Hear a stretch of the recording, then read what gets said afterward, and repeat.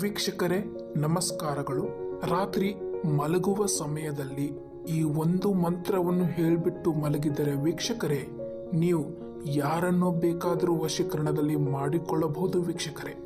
ಅವರು ಸ್ತ್ರೀ ಆಗಿರಲಿ ಅಥವಾ ಪುರುಷ ಆಗಿರಲಿ, ಅವರು ಯಾರೇ ಆಗಿರಲಿ ವೀಕ್ಷಕರೇ, ಅತಿ ಸುಲಭವಾಗಿ ಅವರು ನಿಮ್ಮ ವಶದಲ್ಲಿ ಇರುತ್ತಾರೆ ವೀಕ್ಷಕರೇ.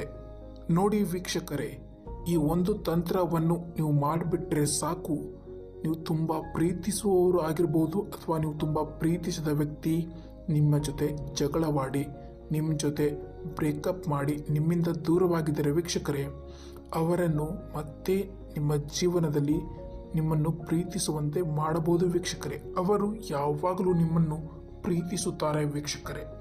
ನೀವು ಹೇಳಿದ ಹಾಗೆಯೇ ಮಾಡುತ್ತಾರೆ ವೀಕ್ಷಕರೇ. ಪ್ರತಿಯೊಂದು ಮಾತು ಪ್ರೀತಿಯಿಂದನೇ ಮಾಡುತ್ತಾರೆ ವೀಕ್ಷಕರೇ. ಈ ಒಂದು ವಶೀಕರಣ ಮಂತ್ರದಿಂದ ಮಾತ್ರ ನಿಮಗೆ ಸಾಧ್ಯವಾಗುತ್ತದೆ ವೀಕ್ಷಕರೇ. ಈ ವಿಧಾನವನ್ನು ಮಾಡಲು ಕೆಲವು ನಿಯಮಗಳಿವೆ ವೀಕ್ಷಕರೇ. ನೋಡಿ, ಮೊದಲಿಗೆ ಈ ತಂತ್ರವನ್ನು ಮಾಡುವಾಗ ನಿಮಗೆ ನಂಬಿಕೆ ಇರಬೇಕು ವೀಕ್ಷಕರೇ. 100% ನಿಮಗೆ ನಂಬಿಕೆ ಅನ್ನೋದು ಇರಬೇಕಾಗತ್ತೆ ವೀಕ್ಷಕರೇ.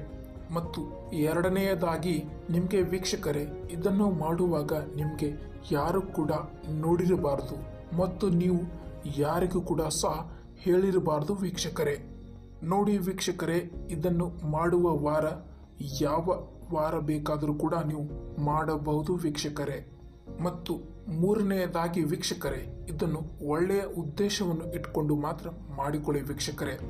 ನೋಡಿ ವೀಕ್ಷಕರೇ, ಅವರನ್ನು ನೆನೆಸಿಕೊಳ್ಳುತ್ತಾ, ಯಾರನ್ನು ವಶೀಕರಣದಲ್ಲಿ ಮಾಡಿಕೊಳ್ಳಬೇಕು ಅವರ ಬಗ್ಗೆನೇ ನೆನೆಸಿಕೊಳ್ಳುತ್ತಾ ಇದನ್ನು ನೀವು ಮಾಡಬೇಕಾಗತ್ತೆ. ಹಾಗಿದ್ದರೆ ಬನ್ನಿ ವೀಕ್ಷಕರೇ, ಈ ವಿಧಾನವನ್ನು ಹೇಗೆ ಮಾಡುತ್ತಾರೆ ಎಂಬುದನ್ನು ಸಂಪೂರ್ಣವಾಗಿ ತಿಳಿಸಿಕೊಡುತ್ತೇನೆ ವೀಕ್ಷಕರೇ. ಒಂದು ಬಿಳಿ ಹಾಳೆಯನ್ನು ತೆಗೆದುಕೊಳ್ಳಿ. ಆ ಬಿಳಿ ಹಾಳೆಯ ಮೇಲೆ ಮೊದಲಿಗೆ ಒಂದು ಮಂತ್ರವನ್ನು ಬರೆದುಕೊಳ್ಳಿ ವೀಕ್ಷಕರೇ. ಈಗ ವೀಕ್ಷಕರೇ, ಆ ಹಾಳೆಯ ಮೇಲೆ ದುರುದೇವಾಗ ಮಂತ್ರವನ್ನು ಬರೆದುಕೊಳ್ಳಿ ವೀಕ್ಷಕರೇ. ಹೀಗೆ ಈ ಮಂತ್ರವನ್ನು ಬರೆದ ನಂತರ ವೀಕ್ಷಕರೇ, ಈ ಮಂತ್ರವನ್ನು ಆ ವ್ಯಕ್ತಿಯನ್ನು ನೆನೆಸಿಕೊಳ್ಳುತ್ತಾ ಇದನ್ನು 3 ಬಾರಿ ಹೇಳಬೇಕಾಗತ್ತೆ ವೀಕ್ಷಕರೇ. ನಂತರ ವೀಕ್ಷಕರೇ, ಅದರ ಕೆಳಗಡೆ ಈ ಒಂದು ವಶೀಕರಣ ಮಂತ್ರವನ್ನು ಬರೆದುಕೊಳ್ಳಿ ವೀಕ್ಷಕರೇ.